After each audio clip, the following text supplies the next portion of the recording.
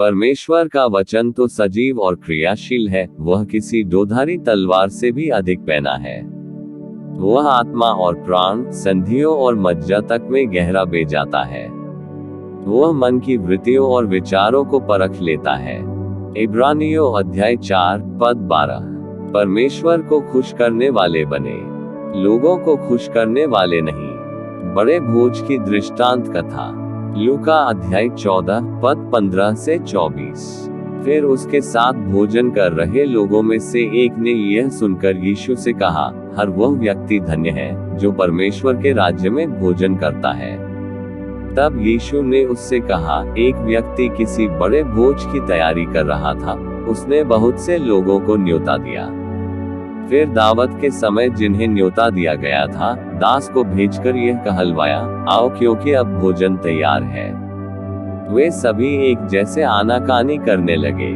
पहले ने उससे कहा, मैंने एक खेत मोल लिया है, मुझे जाकर उसे देखना है, कृपया मुझे क्षमा करें। फिर दूसरे ने कहा, मैंने 5 जोड़ी बैल मोल लिए हैं, मैं तो बस उन्हें परखने जा ही रहा हूँ, कृपया मुझे क्षमा करें।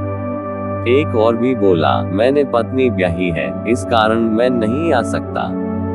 सो जब वह सेवक लौटा तो उसने अपने स्वामी को ये बातें बता दी। इस पर उस घर का स्वामी बहुत क्रोधित हुआ और अपने सेवक से कहा, शीघ्र ही नगर के गली कूचों में जा और दीनहीनों, अपाहिजों, अंधों और लंगड़ों को यहाँ बुला ला।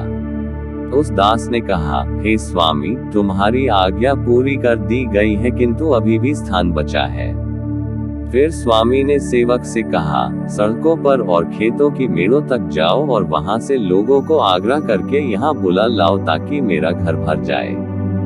और मैं तुमसे कहता हूँ, जो पहले बुलाए गए थे उनमें से एक भी मेरे भोज को न चखे। यहाँ हमें यह समझना होगा कि जब हम दूल्हे के पास जाएं तो दुल्हनों को उचित दुल्हन की पोशाक पहननी चाहिए। इसका मतलब पवित्र जीवन जीना चाहिए, अन्यथा उसे अनुमति नहीं दी जाएगी। हम विश्ववासी दुल्हन हैं और दूल्हा हमारा प्रभु यीशु है, हमारे पति। स्वर्ग में महान भोज होगा।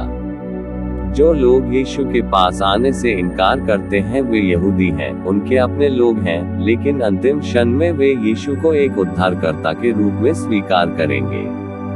प्रकाशित वाक्य अध्याय 19 पद 5 से 9। स्वर्ग से फिर एक आवाज आई जो कह रही थी, हे उसके सेवकों, तुम सभी हमारे परमेश्वर का स्तुति गान करो, तुम चाहे छोटे हो चाहे बड़े बने हो, जो उससे डरते रहते हो। फिर मैंने एक बड़े जनसमुद्र का सा शब्द सुना जो एक विशाल जल प्रवाह और मेघों के शक्तिशाली गर्जन तर्जन जैसा था। लोग गा रहे थे, हल्लेलुया, उसकी जय हो, क्योंकि हमारा प्रभु परमेश्वर सर्वशक्ति संपन्न राज्य कर रहा है।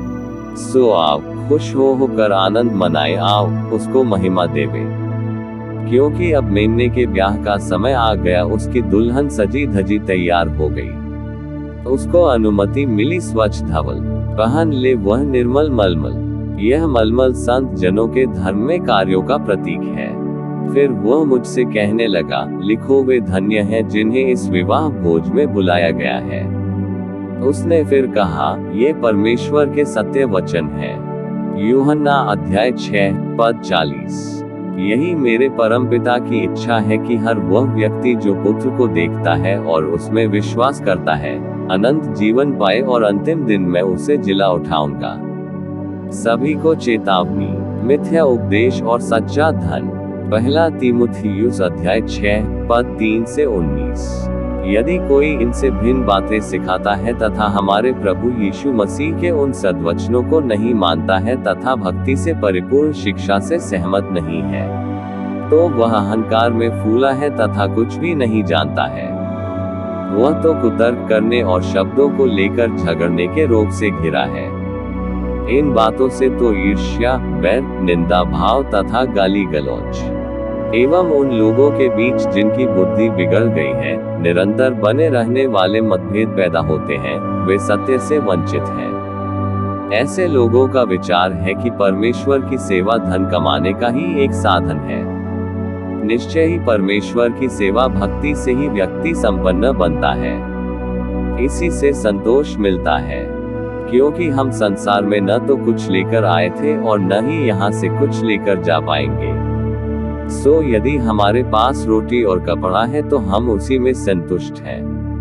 किंतु वे जो धनवान बनना चाहते हैं, प्रलोभनों में पड़कर जाल में फंस जाते हैं तथा उन्हें ऐसी अनेक मूर्खतापूर्ण और विनाशकारी इच्छाएं घेर लेती हैं जो लोगों को पतन और विनाश की खाई में ढकेल देती हैं।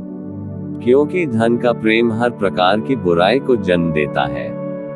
कुछ लोग अपनी इच्छाओं के कारण ही विश्वास से भटक गए हैं और उन्होंने अपने लिए महान दुख की सृष्टि कर ली है।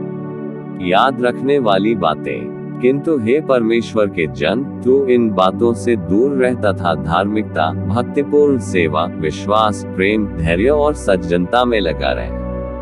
हमारा विश्वास जिस उत्तम स्पर्धा की अपेक्षा करता है, तू उसी के लिए संघर्ष करता रह और अपने लिए अनंत जीवन को अर्जित कर ले। तुझे उसी के लिए बुलाया गया है।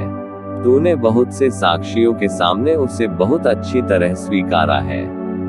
परमेश्वर के सामने, जो सबको जीवन देता है, तथा यीशु मसीह के सम्मुख जिसने पुन्तियुस पिलातुस के सामने बहुत अच्छी साक्षी दी थी, मैं तुझे यह आदेश देता हूँ कि जब तक हमारा प्रभु यीशु मसीह प्रकट होता है, तब तक तुझे जो आदेश दिया गया है, तू उसी पर बिना कोई कमी छोड़े हुए निर्दोष भाव से चलता रहे। वह उस परम धन्य एक छत्र, राजाओं के राजा और सम्राटों के प्रभु को उचित समय आने पर प्रकट कर देगा। वह अगम्य प्रकाश का निवासी है। उसे न किसी ने देखा है, न कोई देख सकता है। उसका सम्मान और उसकी अनंत शक्ति का विस्तार होता रहे। आमीन। वर्तमान युग की वस्तुओं के कारण जो धनवान बने हुए हैं, उन्हें आज्ञा दे कि वे अभिमान न करें, अथवा उस धन से जो शीघ्र चला जाएगा कोई आशा न रखे। परमेश्वर पर ही अपनी आशा टिकाए, जो हमें हमारे आनंद के लिए सब कुछ भरपूर देता है। उन्हें आज्ञा दे कि वे अच्छे अच्छे काम करें, उत्तम कामों से ही धनी बने, उदार रहें और दूसरों के साथ अपनी वस्तुएं बांटें। ऐसा करने से ही वे एक स्वर्गीय कोष का संचय करेंगे जो भविष्य के लिए सुदृढ़ नींव सिद्ध होगा। इसी से वे सच्चे जीवन को थामे रहेंगे। आज परमेश्वर हमसे बात कर रहे हैं। यदि आप अमीर हैं, तो परमेश्वर ने आपको आशीषित किया है। परमेश्वर ने आपको धन क्यों दिया? प्रार्थना में पूछो, क्योंकि परमेश्वर विश्वासियों को अपने उद्देश्य के लिए सहायता करने के लिए आशीषित करते हैं, न कि विलासितापूर्ण जीवन शैली का आनंद लेने के लिए। जरूरतमंदों और गरीब को सहायता करने के लिए आपको आशीषित किया है। आज अपने पापों का पश्चाताप करें और परमेश्वर की इच्छा के अनुसार सही मार्ग पर चले। स्वर्गीय समृद्धि के पीछे भागो। स्वर्ग में धन का संचय करो। उठा लिए जाने से न चूके। हर दिन अपनी बाइबल पढ़ें और सच्चाई जाने। निरंतर प्रार्थना करते रहे। प्रभु आपको आशीष दे। देखने के लिए धन्यवाद।